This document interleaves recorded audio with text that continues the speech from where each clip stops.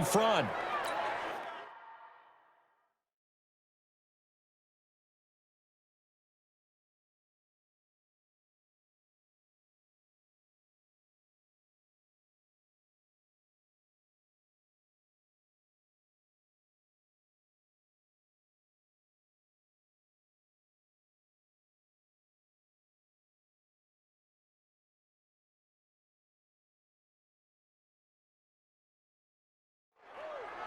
Boy, the action just coming fast and furious right now. If you got up to go get a drink from the fridge, you picked the wrong time. 2 long touchdowns. Yeah, and that's how you answer a one-play drive with a one-play drive of your own. And you're exactly right. If you step away from the action, my dad took me to fighting for the end zone. He lost the football. It's out. And the offense is able to pounce on it inside the 5-yard line. Protection was great. He had time to set up a campsite. But in the secondary, though, they were ready. And I think that in most places on the field, if you have that much time to throw the ball, someone's going to shake free and you'll find an open receiver.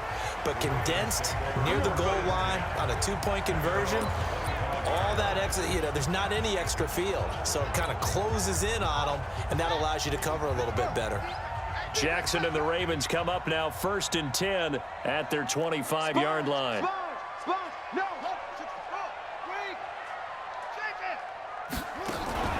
From the gun, it's Jackson. Steps away to his left. Jackson hit, and he lost the football. And the Texans scoop it. And his guys are going to get the football at the 37-yard line. When I see a play like that, I come back to risk-reward. I don't know about you, but is it worth it at that point, whatever you're going to pick up, to either take the hit, and in this case, lose the football? So, should have gone down. I mean, hindsight's always 20/20, but that's the safe play. You're exactly right. Hindsight's really never wrong, is it? Because you can analyze it, but I think ultimately you got to look at it as a first option, taking care of the ball, getting what you can, and that's it. Don't worry about any more. Play action for Miller. Now Watson out to his left. And now he's going to use his legs. And he is out of bounds, but not before he's inside the 30. Nothing open downfield. He keeps it himself for 11 and a first down. Hey, we're going Mike 40, Mike 40. All day, A first down carry now for Miller. And he'll be tackled at the 23 after a gain of 3. He was brought down by Earl Thomas. It's a pickup of 3. Brings up 2nd and 7. At the 23-yard line. Walk time. Tight end, walk time. On 2nd and 7, Watson. He's going to take a shot for the end zone. Oh, he almost had it for the pick. A great chance there for the interception in the end zone. Instead, 3rd down. They head to the line facing a 3rd and 7 following the incompletion on 2nd down. Escaping the pressure right. He may try and run for this. And he'll go out of bounds inside the 15-yard line. Nothing open downfield. He keeps it himself for 11 and a first down.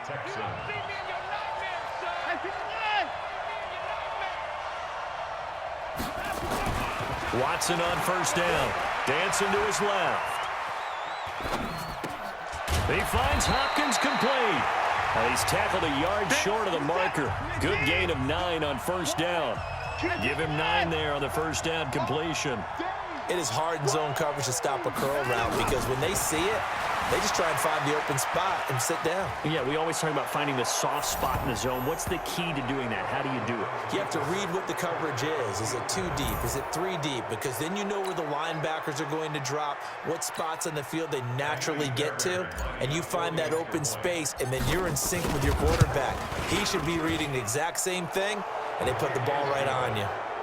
Extra point by Fairbairn, up and good. And the decision to just kick the extra point winds up successful.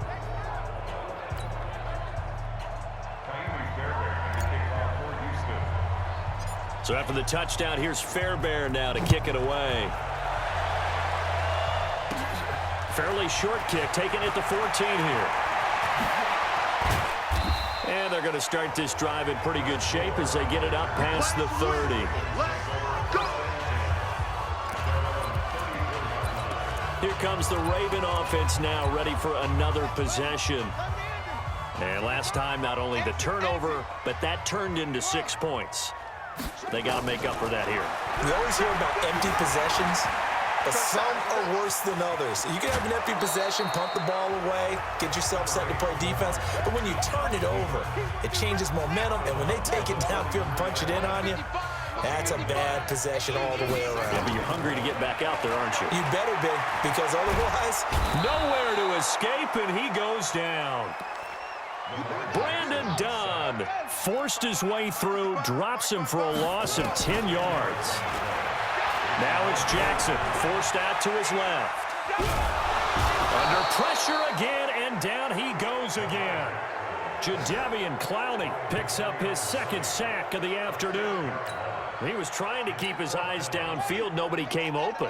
He's trying to do everything that he had been taught, right? Every bit of the technique.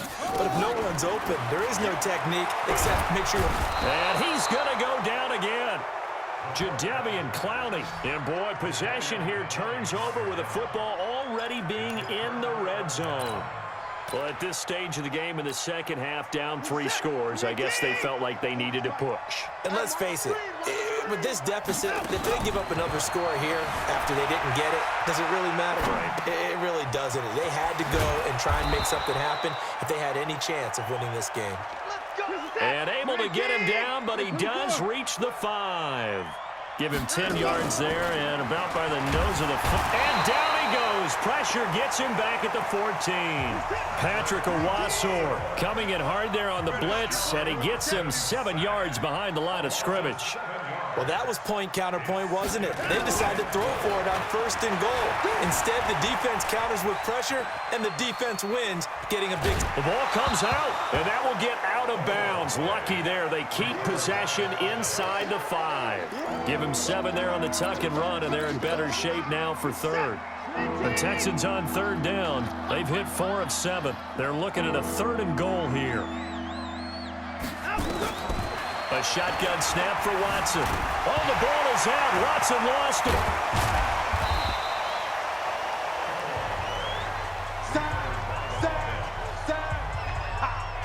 On plays like this, when the ball comes free, it's often unusual for the team that lost it to get it back.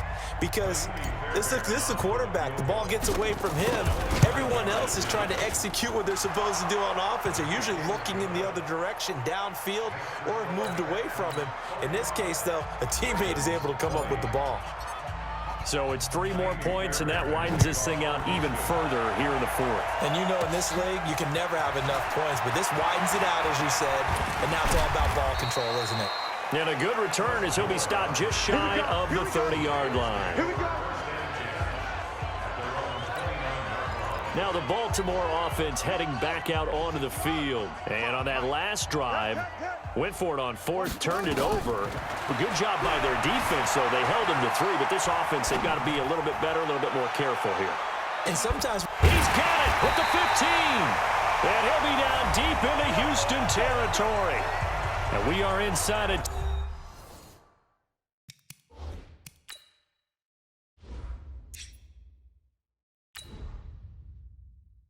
Two minutes left in this lopsided affair. So it's Raven football here as we welcome you back. They've got a first.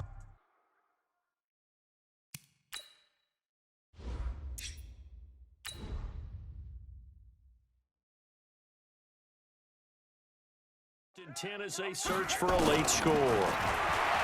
Throwing is Jackson, being chased out left. And he'll be taken down at the 2-yard line. Now the Ravens going to use one of their timeouts. It's just their first. They've got 2 more to use here in the final stages. From the gun, Jackson.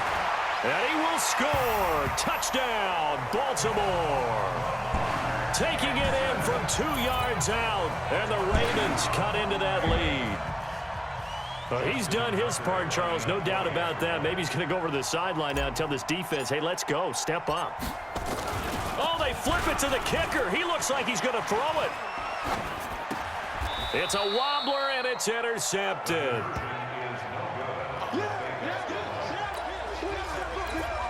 So still lots of work left to do, but here comes the onside kick. effort snuffed out. The Texans' hands team recovers. Now they're down big here in the fourth. They had to try the onside kick. Can't fault them for the effort at least. No, you can't at all. And if nothing else, now you've put something that you're trying to practice, right, that you've worked on into a game situation, and now you can go back and dissect it. So if you need it again sometime, maybe you'll find a better way to do it. But, yeah, this game's pretty much done for them. Tackle made there by Tony Jefferson. They run again with Foreman, and that'll hurt the average a bit as this time they're able to get him behind the line. They'll wind up losing 3, and now it's 3rd down. Now it's Watson. Hey, a lot of points have been scored in this game against them, but tally. Oh, the ball is out. Watson lost it, but this will get out of bounds, so possession will stay the same. Good coverage downfield led to him taking off, picking up the 1st down on a 13-yard run. And not totally home free yet, but it's looking good as they come up 1st and 10. Throwing now, Watson. Man open, that's Kiki QT complete. And he'll be brought down. Oh, that's a face mask. Certainly looked like it. Indeed, here come the flags. They're down here in the 4th, and that personal foul penalty is not going to help. No, in these types of situations, players will tell you that's extra intensity.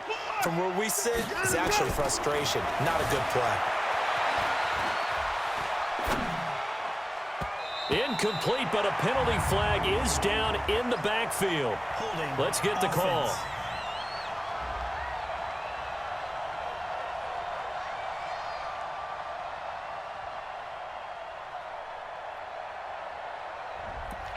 Well, there have been a ton of sacks. They were just trying to prevent another. So what you're telling me is the conventional way has not really worked for them, huh? Not at all. Not at all. So he tries to grab him here, and they still get caught. They'll try the air now with Watson. Flush to his right. And he's going to go down. Back at the 27-yard line. He's sacked. Now the Texans will burn the first of their timeouts. It's just their first. They've got 2 more to use here in the final stages.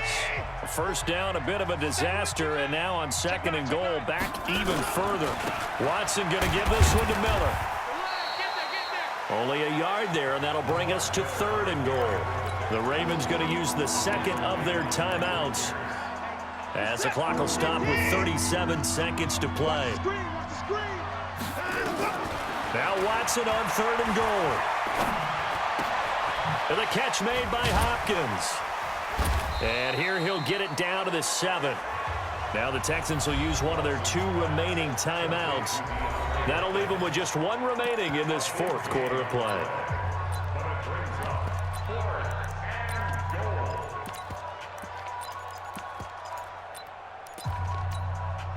And they're going to go for this thing. They're not going to leave anything to chance. They're going to roll the dice on 4th and goal. Now Watson buying time to his left. This is caught. And just shy of the goal line as he's out of bounds right at the 1. So they were really trying to put the nail in the coffin there already with this lead here in the 4th, but they didn't get it. Guaranteed it's not going to be a fun handshake in the postgame, right? You just know that there's going to be some bad blood there. And I know if we go to the postgame press conferences, the winning coach, you know what he's going to say, why he did it? We need the points, okay? Because you never know at the end of the year if points are going to come into the tiebreaker if we're trying to get into the playoffs. That's always the standard justification. Throwing again on 2nd down, but this time it's incomplete. The Texans going to signal for their 3rd and final timeout. It'll be their 3rd and final timeout, so as they talk things over, we'll step aside. Jackson on 3rd and long from his end zone. Flushed out right. He's going to let it fly.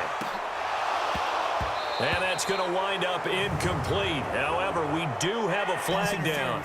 Let's check in with our referee.